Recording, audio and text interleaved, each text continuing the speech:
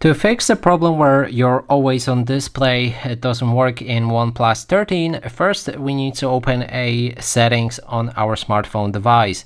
Scroll down and look for the wallpapers and style. Select always on display. Here make sure that it's active.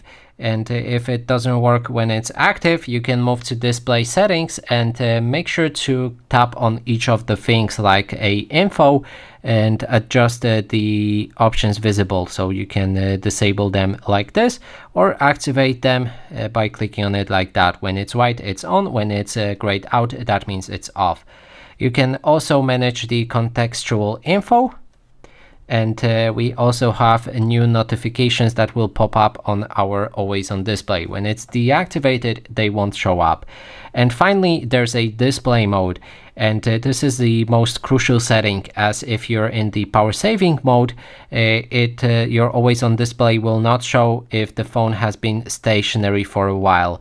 If you want your always on display to be always visible, you can activate it for all day. That way it will never disappear when you lock your device.